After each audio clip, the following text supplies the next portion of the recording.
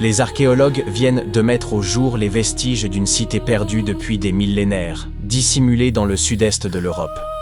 Ils étaient convaincus qu'il ne s'agissait que d'un ancien avant-poste défensif, mais de nouvelles fouilles bouleversent radicalement cette interprétation. Ils estiment désormais que ce site pourrait être la cité perdue de Lyncus, capitale de l'ancienne Lyncestide liée à Alexandre le Grand, l'homme qui transforma l'histoire. Les ruines se situent près du petit village de Tchernobouki, en Macédoine du Nord. Des mentions existent dès 1966, mais les recherches sérieuses n'ont débuté qu'il y a une quinzaine d'années.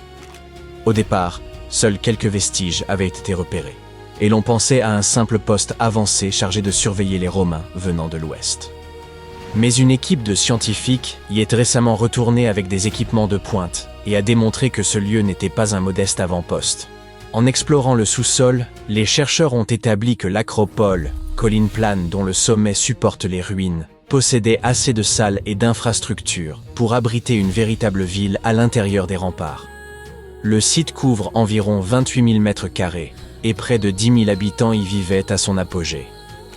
Ils ont aussi mis au jour un atelier textile et de nombreux objets, dont une monnaie à l'effigie d'Alexandre le Grand, des haches, des pièces de jeu, une lampe à huile et une petite poterie ornée d'un cœur. L'une des découvertes les plus remarquables est un billet de théâtre en argile réutilisable, caractéristique de la Macédoine du Nord. Cela suggère fortement la présence d'un théâtre, probablement installé dans l'un des grands édifices. Les spécialistes pensaient autrefois que la cité remontait au règne du roi Philippe V.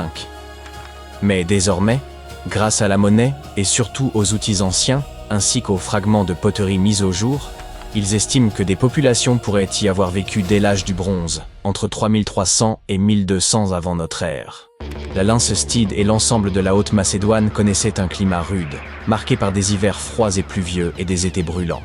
L'existence y était difficile et se résumait souvent à une lutte pour la survie. Les habitants de la région étaient principalement des pasteurs nomades, contraints de se déplacer au fil des saisons. Ils parcouraient le territoire avec leurs troupeaux de bovins, de chèvres et de moutons, à la recherche des pâturages les plus favorables. À cette époque, la Macédoine occupait une position marginale dans le monde grec. Elle relevait en partie de la culture hellénique, mais les grandes cités-États, comme Athènes et Sparte, ne la reconnaissaient pas pleinement. Cette situation périphérique lui permit cependant de combiner traditions grecques et héritages locaux. Peu à peu, sous des souverains tels que Philippe II et Alexandre le Grand, elle s'imposa et transforma profondément l'ensemble du monde antique. Les nouvelles découvertes réalisées à Tchernobouki révèlent à quel point l'ancienne Macédoine était connectée et influente, d'autant que la cité se trouvait sur les routes commerciales menant à Constantinople. De grandes figures historiques telles qu'Octave et Agrippa ont peut-être traversé la région en route pour affronter Cléopâtre et Marc-Antoine.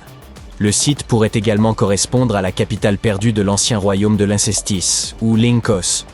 Certains spécialistes estiment qu'une grande ville de Haute-Macédoine pourrait être le lieu de naissance de la reine Eurydice I, mère de Philippe II de Macédoine, qui s'empara de la Lyncestide au IVe siècle avant notre ère. Le royaume de Macédoine devint alors indépendant, et c'est dans ce contexte que le fils de Philippe II, Alexandre, accéda plus tard au trône du royaume macédonien. Fidèle à sa renommée, il édifia en seulement 13 ans l'un des plus vastes empires de l'histoire, s'étendant de la Grèce jusqu'à l'Égypte et à l'Inde, avant de mourir à l'âge de 32 ans. Les chercheurs comptent désormais approfondir l'exploration de ce site majeur afin de mieux comprendre les premières civilisations européennes. Cette découverte remarquable a été rendue possible grâce au lidar. Cet outil de télédétection permet de cartographier, sur de vastes territoires, des données telles que la hauteur de la végétation, la densité des forêts et de nombreux autres détails. Le lidar est un système actif, produisant sa propre énergie sous forme de lumière pour analyser le terrain. Un laser émet des impulsions extrêmement rapides, qui atteignent le sol et se réfléchissent sur des éléments comme les constructions ou les branches d'arbres. Le capteur recueille ensuite cette lumière réfléchie et l'enregistre. En mesurant le temps nécessaire au trajet aller-retour de la lumière, il devient possible de calculer la distance parcourue, puis de déterminer avec précision l'altitude de chaque point du relief. Des scientifiques ont récemment mis au jour une autre cité disparue grâce à cette même technologie. Nommée Giengola, elle était demeurée dissimulée sous l'épaisse jungle mexicaine pendant près de 6 siècles. Durant tout ce temps, les chercheurs pensaient n'y trouver qu'une forteresse abandonnée. L'accès demeura impossible jusqu'à ce que le lidar permette, depuis un avion, d'obtenir en seulement 2 heures un modèle tridimensionnel complet du site. Giengola fut édifiée à l'époque précolombienne, entre 1350 et 1521.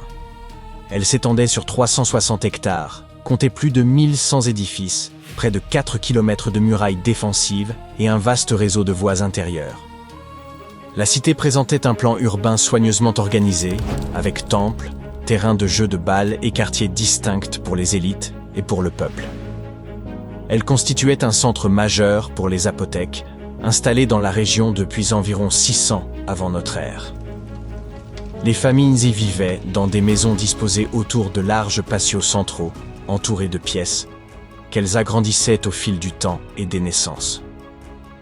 Enserrés par les montagnes, les habitants exploitaient chaque parcelle constructible des pentes et utilisaient même le drainage naturel pour s'approvisionner en eau. Leur savoir-faire apparaît remarquable, nombre de constructions étant encore debout aujourd'hui.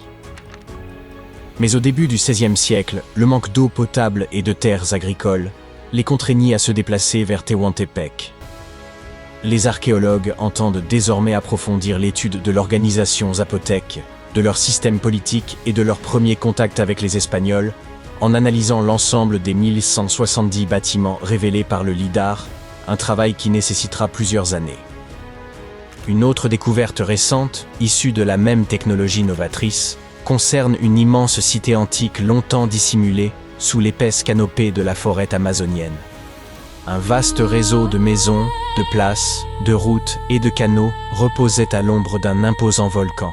Beaucoup de chercheurs pensaient jusqu'alors que les anciens peuples amazoniens vivaient dans de modestes huttes et défrichaient quelques clairières pour subsister. Or cette ville, fondée il y a 2500 ans et occupée durant près d'un millénaire, a infirmé cette vision et profondément modifié les certitudes. Les scientifiques estiment désormais que des dizaines, voire des centaines de milliers d'individus vivaient au sein de sociétés urbaines complexes. Les relevés ont révélé 6000 plateformes rectangulaires d'environ 20 mètres sur 10 et hautes de 2 à 3 mètres, groupées autour de places centrales, reliées par des routes parfaitement rectilignes et des axes se croisant à angle droit. L'une de ces voies atteignait 26 km. L'aménagement de tracés aussi réguliers exigeait un effort considérable, et certaines routes pourraient avoir revêtu une signification spirituelle ou cérémonielle. La prospérité de cette civilisation reposait sur les sols fertiles du volcan voisin, qui pourrait aussi avoir contribué à son déclin. Des fossés défensifs signalent en outre des menaces extérieures, peut-être des tentatives d'intrusion.